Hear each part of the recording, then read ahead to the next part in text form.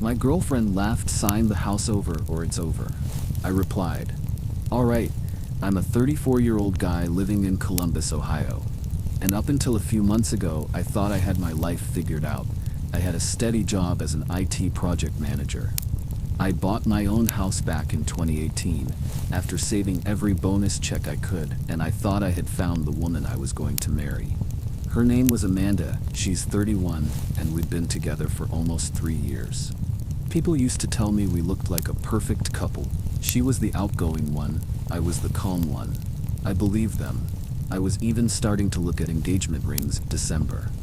It was a Thursday evening, exactly 7:42 p.m., when things began to crack. I remember the time because I had just set my dinner plate on the coffee table. Amanda had cooked pasta. We opened a bottle of cheap red wine, and I thought it was going to be another quiet night. She sat down across from me, crossed her arms, and said, "So when are you going to add my name to the house deed?" I nearly choked on my first bite. "What are you talking about?" I asked. She rolled her eyes.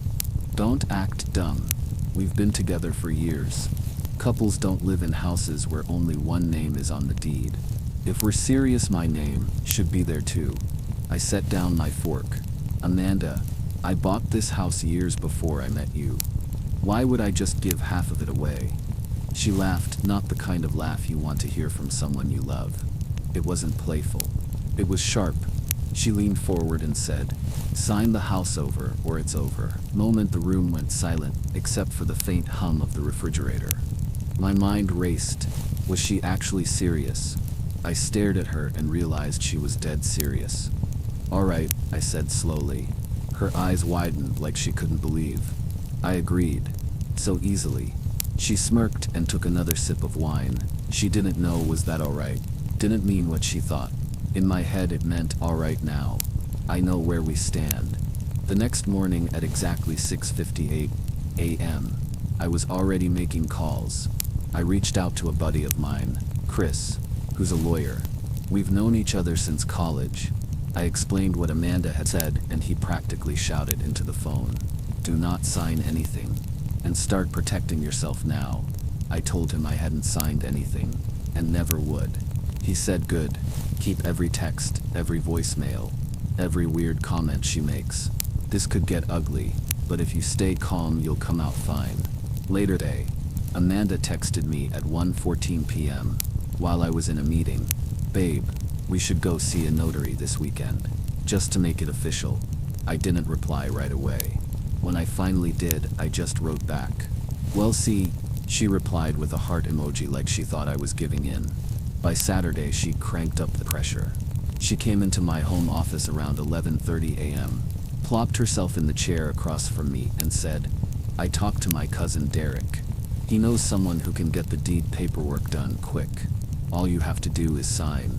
I looked her in the eye. "Amanda, why are you pushing this so hard?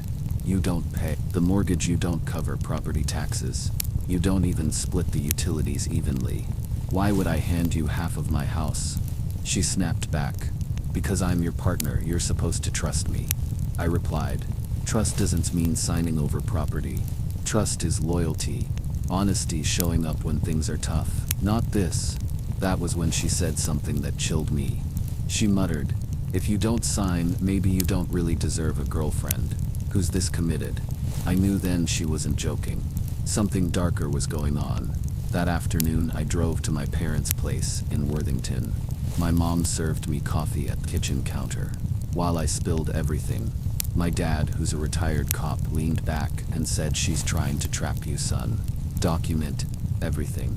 If she pulls anything shady, you'll need evidence." So I did. I started a folder on my laptop called House Nonsense. Every time she brought it up, I logged the date and time, and her exact words. I recorded a couple conversations with her knowledge. Ohio is a one-party consent state, so legally I was in the clear. The following week, on Wednesday at 3:14 p.m., Amanda left her laptop open on the couch while she showered. I'm not proud, but curiosity got the better of me. Glanced at the screen and saw an email draft to someone named Tony. It read, "Once the house is in my name, we're set, I'll finally be free." I froze. My heart pounded. Who the hell was Tony? I screenshotted it with my phone before she could close it. That night, while she slept, I dug deeper. I found messages on her phone. Between her and this Tony guy. They weren't just friends. They were making plans, weekend trips, flirty messages, and one message that made my stomach turn. Can't wait till he hands over the house. Then we'll be golden. I didn't confront her right away. Instead, I called Chris the next morning. Cheating. I told him. And she's planning to screw me out of my house. He sighed. All right, man. We've got her, don't let her know yet. Let's gather more. So I played along. When Amanda asked at dinner, have you thought about the paperwork? I smiled and said, yeah, maybe we can look at it soon. She lit up like one over the next 2 weeks.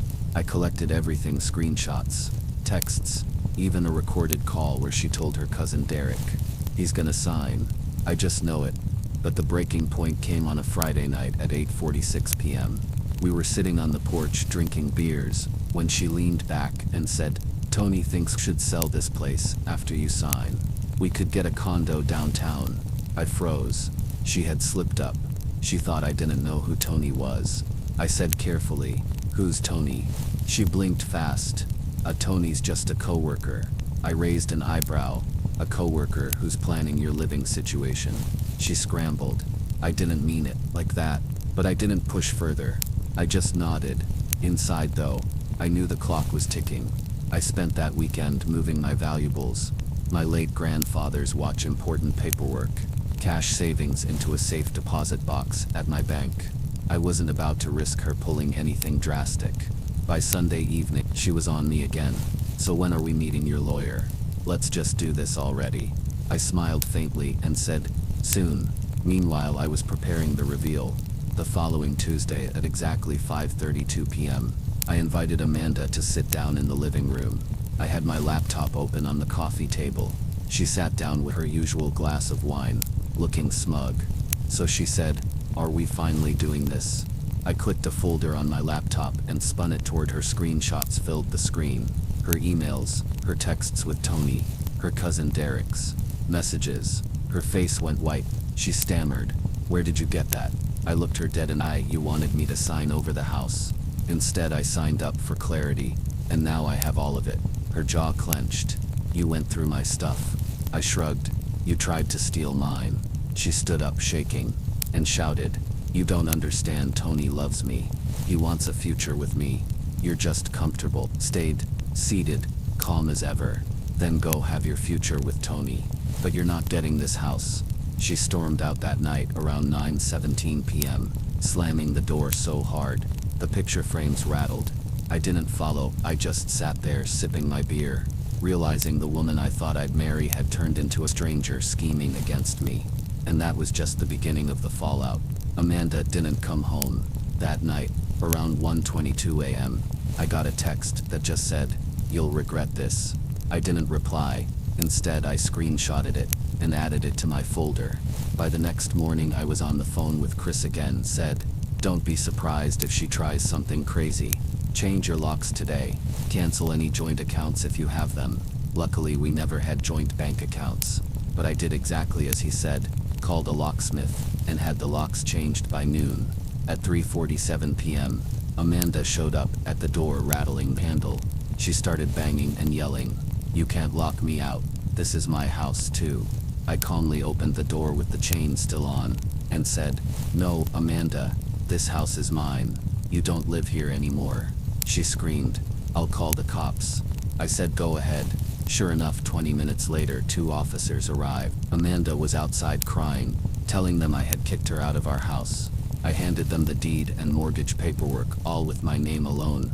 I even showed them her text, demanding I sign it over. The officers turned to her and said, ma'am, his name is the only one on this property. You'll have leave. The look on her face when they escorted her away, I'll never forget it. But it didn't stop there. A week later, I got served with papers. Amanda was trying to sue me, claiming we had a common law marriage, and that she was entitled to half of my assets. Chris reviewed the documents and nearly laughed. Ohio doesn't even recognize common law marriage, unless it was before 1991. She has no case. Still, I had to go through the motions. We showed up in court for the first hearing on April 7th. At 9:00 a.m., Amanda walked in holding hands with Tony. Yes, Tony, the guy she'd been sneaking around with. He was wearing a cheap suit that looked one size too big, and she looked like she'd just walked out of a salon. They actually sat there smirking, like they had already won. When the judge asked her attorney to present evidence, they handed over nothing but a few pictures of us together, and some vague statements of shared life responsibilities.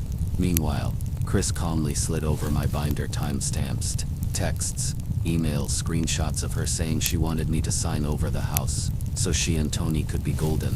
The judge glanced through it for about 3 minutes before saying, "Ms. Reynolds, I see no legal grounds for your claim. Case dismissed."